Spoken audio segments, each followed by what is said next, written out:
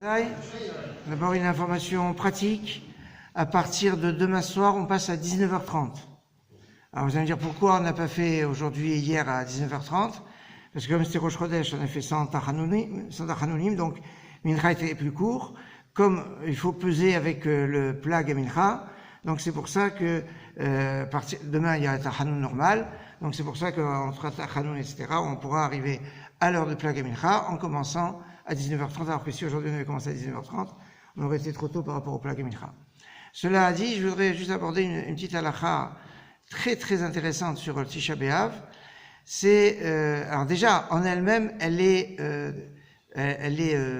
bizarre, comme surprenante, pas bizarre, mais je dirais est très porteuse d'un message. En effet, le jour de Tisha B'Av, parmi les interdits qu'on a par rapport au deuil, il y a l'interdiction d'étudier la Torah. C'est très bizarre parce que l'étude de la Torah, c'est notre vie, c'est ce qui est le plus vital.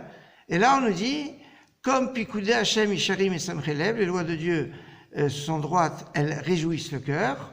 Alors, et qu'on n'a pas le droit de se réjouir à Tisha B'Av, donc on n'a pas le droit d'étudier la Torah le jour de Tisha B'Av. Alors, pas le droit d'étudier, discussion est-ce qu'on n'a pas du tout le droit, et qu'il y a une tolérance pour les textes qui sont tristes, ou alors donc on dit on n'a pas le droit.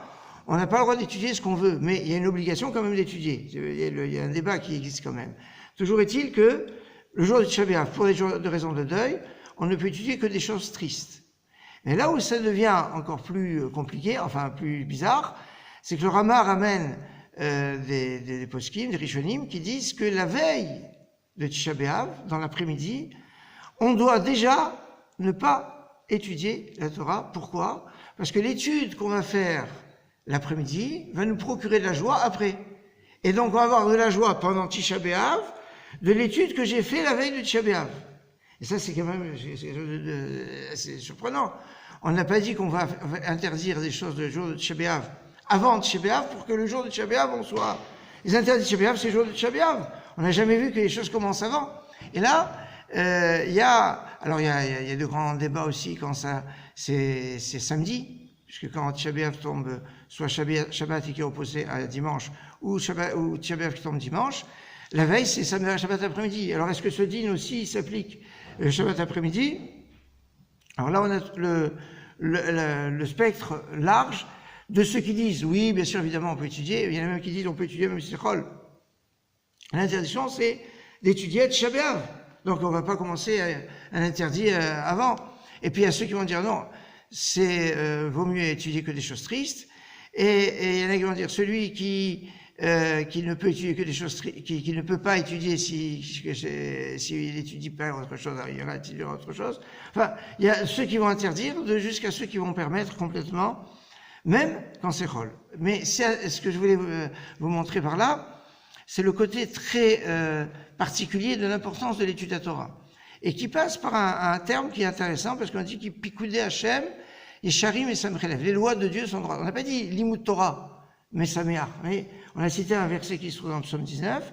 Il dit Pikoudé Hashem, les lois de Dieu. Et Pikoudé, c'est à la fois les mitzvot, mais le mot Pakod, c'est un mot clé. On a eu l'occasion de le dire, c'est Pakod, Ifkod, le Kimetrem, c'est le mot clé de la délivrance.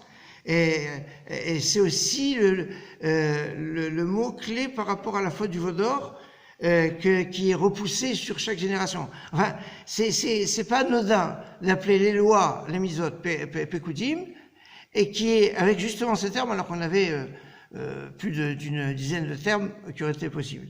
C'est intéressant de voir que à la fois, et je finirai avec ça, l'étude de la Torah est fondamentale, elle réjouit le cœur, mais pas seulement sur le moment où on étudie, mais logiquement, dans les heures qui suivent, on doit être encore à se remémorer l'étude qu'on a, et ça doit encore nous procurer de la joie.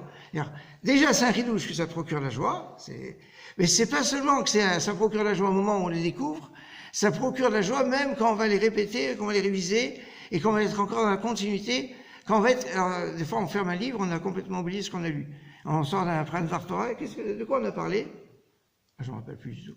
C'est il sort, il y a tout s'envolé. Alors, ça ne doit pas s'envoler. Et la simcha que ça procure doit être encore présente pendant plusieurs heures. Parce que si les Chatzot, ça veut dire qu'il y a 6 heures déjà. Excellente soirée, Chodesh Tov U'Mevorach.